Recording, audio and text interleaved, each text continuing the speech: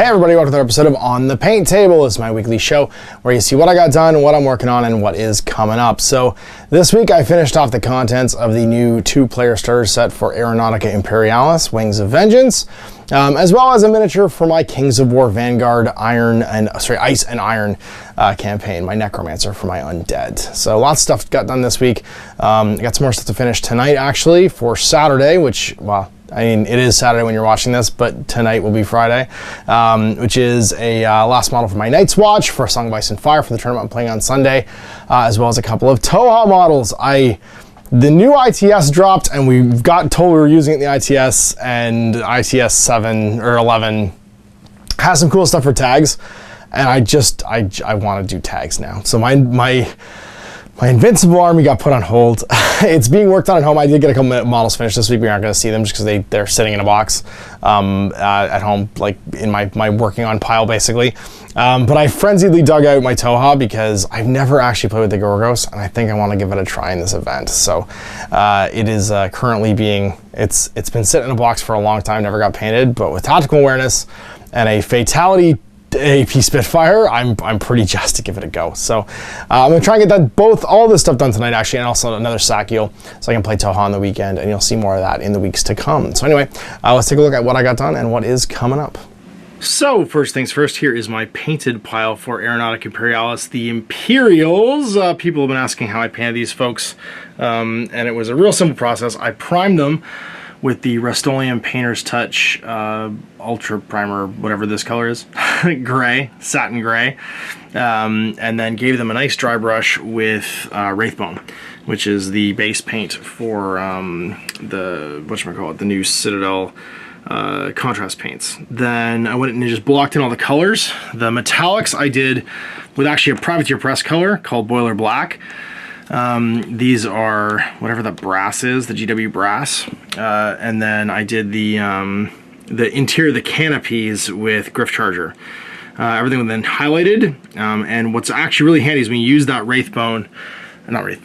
Gray Seer dry brush over top of that gray, I was able to just do all the lining, so all of the colored bits here on the panels are done with the various blues and greens from the Citadel contrast paint range.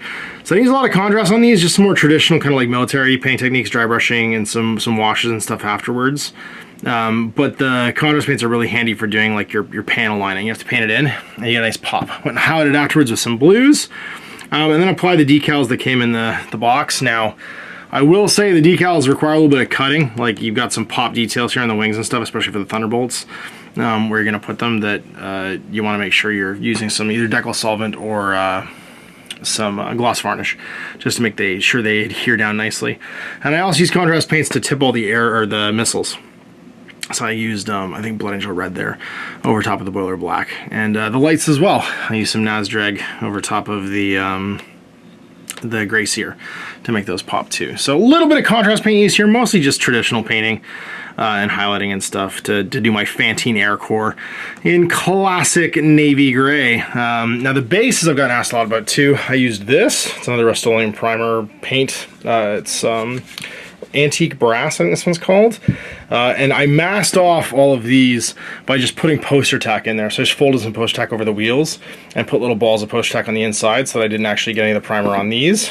Then I gave them a nice dry brush with some, whatever the bright golds are, Citadel golds, and then washed it with some turquoise mixed with half gloss varnish and half water. And that gave it a nice sort of like patina when it was finished. And then finally I just gave it a blast of Tesser's dull coat to finish it off. And that makes these nice and sort of like old and antique looking. So there is the Imperial Navy. Let's check out the Orcs. So here's my Bad Moons all done up in much the same process as I did with the Imperials. Now this time I used this. It's a Cinnamon, I believe, Rust-Oleum Painter's Touch primer underneath, and that gave me that nice kind of like neutral brown. I dry brushed some Averland Sunset and some old Bad Moon Yellow over top to make them pop a little bit, but they still look nice and grimy and dirty. Then all the metallics were painted in with that same Boiler Black, but it was given a nice heavy wash of Agrex Earthshade Gloss.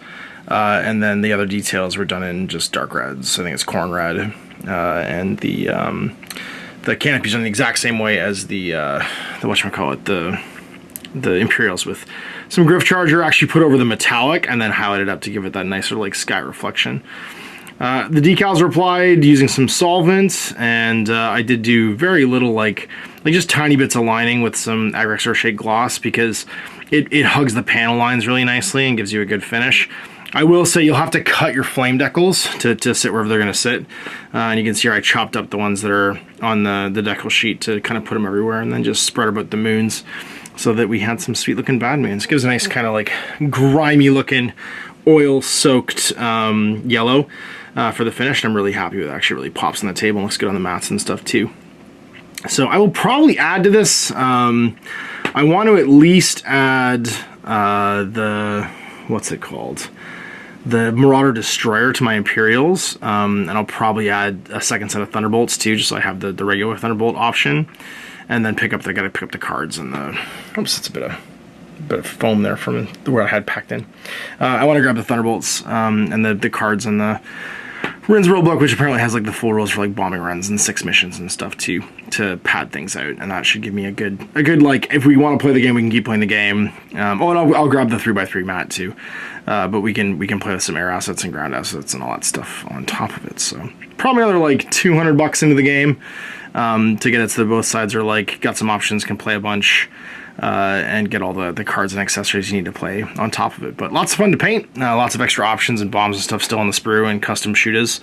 So you can make them however you like, but I'm really happy with them, and I'll be excited to paint some more. And here's some stuff coming up. First of all, we got this pile of Toho here. I got a Sakiel with a Spitfire I want to paint up, and I also want to finish my Raziel boarding team's nano screen, just to have the same kind of basing that these guys have. It's just going to take some painting at home. And then I got my Chaxa peripheral, and my Gorgos needs to be rebased because I actually built him on a 40mm base because that's what he was on originally. Yeah, and I'll have some awesome tag list for Toho to play on the weekend. If I don't change my mind again, I mean, there's so much. The ITS 11, and I've been chatting about it for like a week now, and there's so much we could do, and we both have so many armies that I'm like super torn. But we'll see. We'll see which one I go with. Then I got to do my recruiter here for my Night's Watch for Sunday. I'm playing. Clarence is running a Song of Ice and Fire event at Sword and Brush. He's got like 9 players right now.